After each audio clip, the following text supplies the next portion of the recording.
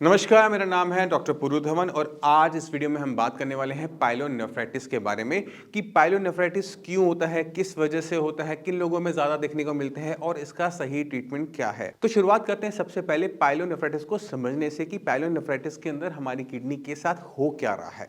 अगर कभी आपका इन्फेक्शन, जैसे हम यूरिन करते हैं, यूरिन हमारा most of the time sterile होता है, बट जहाँ हम करते हैं यानी हम वॉशरूम को जो हम यूज़ करते हैं वो स्टेराइल नहीं होता। अगर मान लो कि आपके हाथ पे कोई इन्फेक्शन है या आपके टॉयलेट के अंदर कोई ऐसा इन्फेक्शन है, वो आपके यूरिन ट्रैक से ऊपर होते हुए, आपके ब्लैडर से होते हुए ऊपर आपकी किडनी तक पहुंच जाए और किडनी को खराब कर दे, उस कंडीशन को हम कहते हैं पाइलोनेफ्राइटिस। अब इन्फेक्शन से ये होता है, ये तो हमें पता लग गया। अब किन लोगों में पाइलोनेफ्राइटिस देखने को ज्यादा मिलता है, ये जानना भी जरूरी हो जाता है, क्योंकि हर एक इंसान कभी ना कभी, या आप कह लो कि रोज इन्फेक्शन के कांटेक्ट में आता है, बैक्टीरिया के कांटेक्ट में आता ही रहता है।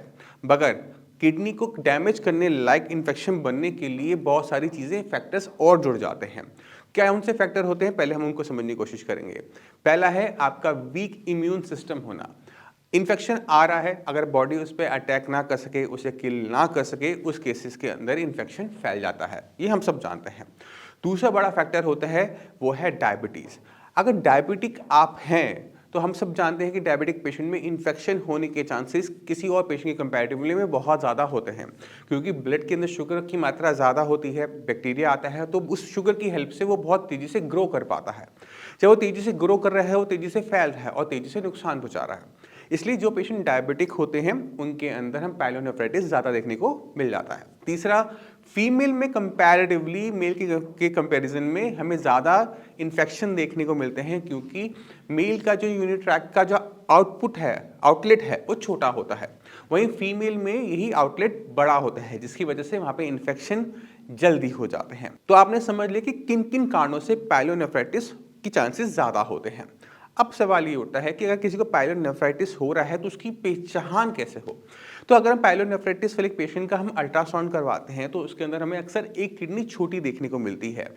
अगर आपकी किडनी छोटी हो रही है, सिर्फ एक, और वहाँ पे डॉक्टर लिख रहा है कि चांसेस ऑफ पाइलोनेफ्राइटिस, ऐसी कोई लाइन वो लिख रहा है, तो उसमें हमें पेशेंट की बैक हिस्ट्री में जाके देखना पड़ता है कि पेशेंट को रिकरेंट यूटीआई की कंप्लेंट तो नहीं रही, क्या उसे करंट में यूटीआई की कंप्लेंट तो नहीं है। क्योंकि अगर करंट में भी इन्फेक्शन चल रहा है तो उस इन्फेक्शन को खत्म करना जरूरी है, क्योंकि अगर इन्फेक्शन को हम खत्म नहीं करते तो इन्फेक्शन किडनी को खत्म कर देगा। जब भी आपको यूरिनरी ट्रैक्ट का इन्फेक्शन होता है तो सिम्टम जो होते हैं वो भी आपको पता होने चाहिए। अगर आपको यूरिन की ट्रैक में इन्फेक्शन हो रहा है तो आपको हाई ग्रेड फीवर आता है विद चिल, ये इसकी पहचान है, यानी आपकी कपकपी छूट जाती है। फीवर होगा 101, 3 का, 104 का, इतना हाई पहुंच जाता है और आपको कंबल भी डालते रहोगे, ठंड आपकी जाएगी नहीं। और इसके सिम्टम मलेरिया से मिलते हैं। तो कभी जब भी किसी को यूटीआई का इन्फेक्शन होता है तो मलेरिया और यूटीआई के बीच में हमें फ़र्क करना होता है, क्योंकि दोनों में बुखार का जो टाइप है वो सेम है, यानी high grade fever with chill.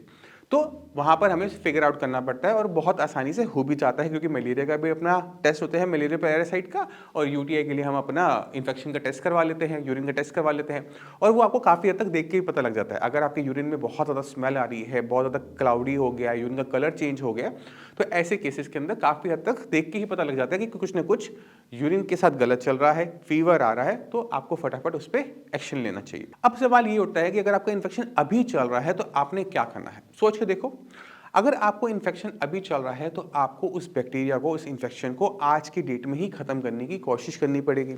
तो आप क्या करते हैं, यूरिन का कल्चर करवाते हैं, बैक्टीरिया कौन सा है वो जांचते हैं, और उस पर कौन सी दवाई काम करेगी परफेक्ट तरीके से वो भी निकाल लेते हो। क्योंकि यूरिन का एक टेस्ट होता है जिसे हम यूरिन का कल्चर एंड सेंसिटिविटी टेस्ट कहते हैं, उसमें बैक्टीरिया और दवाई दोनों निकल कर आती है कि कौन सी मेडिसिन पेशेंट को हमने देनी है। तो आपकी किडनी की कंडीशन के हिसाब से, क्रिएटिनिन के लेवल के हिसाब से वहाँ पर एक सेफ टू किडनी मेडिसिन को प्लेस किया जाता है, जिससे आपकी किडनी भी सेफ रहे और आपका जो इन्फेक्शन है वो भी खत्म हो जाए। एक बार इन्फेक्शन खत्म होने के बाद दिक्कत क्या होती है कि पाइलोनेफ्राइटिस के अंदर रिकरेंसी की टेंडेंसी बनी रहती है कि इन्फेक्शन बार बार होता रहता है। उस बार बार की करंट को खत्म करने के लिए हमें ध्यान देना पड़ता है कि हमारी ब्लड शुगर लेवल्स कंट्रोल में रहे, हमारी इम्यूनिटी स्ट्रांग रहे, और सफिशिएंट अमाउंट में हम वाटर का इंटेक करते रहें, क्योंकि वाटर इन्फेक्शन को फ्लश आउट करता रहता है। मगर इसमें ध्यान क्या रखना होता है, वह है क्रिएटिनिन लेवल।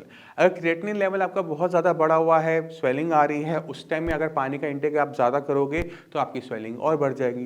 तो ये जो काम होता है ना, ये डॉक्टर्स पे आपको छोड़ देना चाहिए कि डॉक्टर अपने हिसाब से इसमें आपका वाटर का कंटेंट, मेडिसिन, एंटीबायोटिक सब सेट करेगा, जिससे आप अपनी इन्फेक्शन को ख़त्म कर सकें और अपनी किडनी को बचा सकें। अब कुछ पेशेंट में हमें देखने को मिलता है कि एक किडनी छोटी है अल्ट्रासाउंड के अंदर और करंट में कोई इन्फेक्शन नहीं चल रहा, हमने टेस्ट करवाया, बिल्कुल नेगेटिव आया।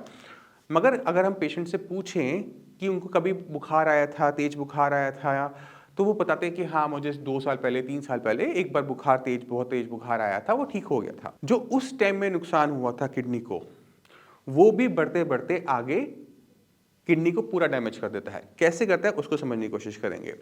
जब आपको पाइलोनेफ्राइटिस हुआ, यानी आपकी किडनी तक इन्फेक्शन पहुंच गई, तो इन्फेक्शन ने किडनी का एक छोटा हिस्सा, मान लो कि 10% हिस्से को नुकसान पहुंचाया। अब 10% जब किडनी को नुकसान होता है तो क्रिएटिनिन नहीं बढ़ता। क्रिएटिनिन कब तक नहीं बढ़ता? जब तक 30% मिनिमम डैमेज किडनी को हो नहीं जाता। तो जो 10% का जो डैमेज किडनी को हुआ था, वो तो अब इन्फेक्शन तो चला गया, बट वो डैमेज वहीं का वहीं रह गया। अब ये जो डैमेज है ना, धीरे धीरे बढ़ेगा। अब ये क्यों बढ़ेगा? क्योंकि जब भी पाइलोनेफ्राइटिस होता है, ये किडनी को इस तरह का डैमेज होता है, तो वो सीकेडी में कन्वर्ट हो जाता है। और सीकेडी जो है वो सेल्फ प्रोग्रेसिव डिसऑर्डर है, यानी बीमारी अपने आप बढ़ना शुरू करेगी। तो उसमें क्या होता है कि 10% जैसे ही 30% को क्रॉस करता है, वैसे ही क्रिएटिनिन लेवल बढ़ना शुरू होता है। उस टाइम में कुछ नहीं हुआ, 2 साल, 3 साल बाद, 4 साल बाद आप देख रहे हो कि क्रिएटिनिन लेवल बढ़ने शुरू हो गए।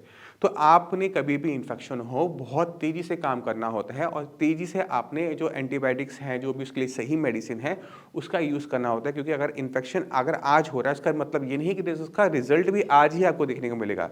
ऐसा नहीं हो सकता कि 5-6 साल बाद रिजल्ट मिले। 5-6 साल बाद भी आपको अपने क्रिएटिनिन बढ़ते हुए देखने को मिल सकते हैं। और उसका रीज़न क्या होगा? 5 साल पहले का इन्फेक्शन।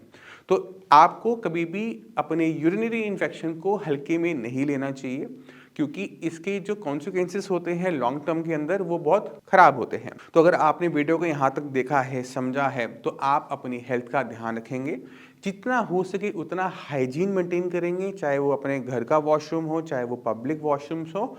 हाइजीन को जितना आप मेंटेन करेंगे, उतना ही आप इन्फेक्शन से भी दूर बने रहते हैं। मैं उम्मीद करता हूँ इस वीडियो से आप काफ़ी कुछ समझ गए कि पाइलोनेफ्राइटिस क्यों होता है, किस वजह से होता है। फिर भी माइंड में कोई डाउट है, कुछ भी पूछना चाहते हैं, मैं अवेलेबल हूँ, मेरी टीम भी अवेलेबल है। इसी के साथ आप सभी से चलने की आज्ञा चाहूँगा। मिलते हैं अगले वीडियो में, तब तक के लिए नमस्कार।